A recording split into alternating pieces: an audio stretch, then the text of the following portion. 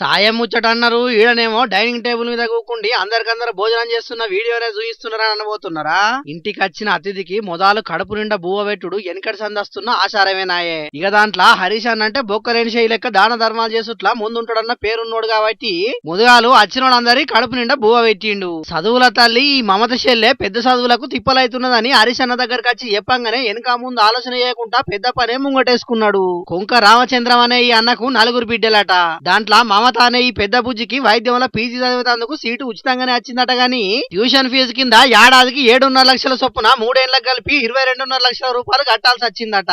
అప్పు తెద్దామంటే గన్ని పైసలు వాళ్ళకి ఎక్కడ ఉట్టలేదట. ఇక బ్యాంక్ వాళ్ళు కూడా ఎడ్యుకేషన్ లోన్ ఇవ్వలేదట. ఇది వరకు ఎంబీబీఎస్ చదివేందుకు సాయం చేసిన హరీష్ రావు దగ్గరికి వచ్చి అడగంగానే క్షణం కూడా ఆలోచన చేయకుండా సాయం చేస్తారని మాట ఇచ్చిండట. వెంటనే బ్యాంక్ అధికారులను పిలిచి సిద్దిపేటలో ఉన్న హరీష్ రావు ఇంటి మీద ఎడ్యుకేషన్ లోన్ తీసి బుజ్జి చదువు కోసం ఇప్పించిండట. ఇక అట్లనే హాస్టల్ ఫీజు కోసానికి 1 లక్ష రూపాయలు కూడా చేతిలో పెట్టిండట. అంతేనా చెల్లె? నా పేరు కొంక మమత, మాది సిద్దిపేట.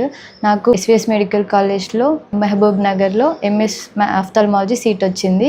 దానికి సంవత్సరానికి 7.5 లక్షల చొప్పున 3 సంవత్సరాలకి 22.5 లక్షలు అవుతుంది. ఇక అంత ఎలా కట్టగలము అని చెప్పేసి టెన్షన్ పడుతూ హరీష్ రావు సార్ దగ్గరికి వెళ్ళాము. హరీష్ రావు సార్ గారు అన్నారు, లోన్ తీసుకోపోయారా అన్నప్పుడు ఇంటిపైన ఆల్రెడీ లోన్ ఉంది సార్ అని చెప్పగానే సార్ వాళ్ళ సొంత ప్రాపర్టీ అయిన వాళ్ళ ఇంటిపైనే మాకు లోన్ తీసి ఇచ్చారు. దాంట్లో మళ్ళీ అలాట్మెంట్ తర్వాత రిపోర్టింగ్కి 3 డేసే టైం ఇచ్చారు. అందులో 3 డేస్ చాలా కష్టపడి మాకు లోన్ శాంక్షన్ చేశారు. దానికి తోడు ఫస్ట్ ఇయర్లో హాస్టల్కి సంబంధించి కూడా 1 lakh ఇచ్చారు సార్. సార్ మాకు చెల్లె వాళ్ళకి జగిత్యాలలో సీట్ వచ్చినప్పటి నుంచి కూడా మాకు చాలా హెల్ప్ చేస్తూనే ఉన్నారు. సార్కి ఎప్పుడు రుణపడి ఉంటాము. ధన్యవాదాలు సార్. విన్నారు కదా, ఇది వరకు సుతం చదువుకునేందుకు సాయం చేసినట్టు హరీష్ రావు సారు. ఇక ఇప్పుడు మళ్ళోపారి సాయం చేసే వాళ్ళకు ఇంటి వాళ్ళంతా మస్తు సంబరంగా ఉన్నారు.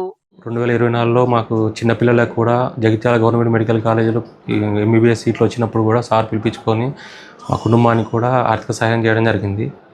ఇలాంటి ఎమ్మెల్యే మా సిద్దిపేటకు ఉండడం మా అదృష్టము. ఇంతమందిలో కూడా ఇన్ని లక్షల మందిలో సార్ మమ్మల్ని గుర్తించి అసలు మమ్మల్ని పిలిపించుకొని మాకు ఇలా సాయం చేయడము ఏ జన్మలో చేసుకున్న పుణ్యమో. దేవుడు అనే అతను ఏదో ఒక రూపంలో వస్తాడంటారు. దేవుడు హరీష్ రావు రూపంలో వచ్చి మాకు సహాయం చేసిండు. జీవితాంతం సార్ రుణపడతాం.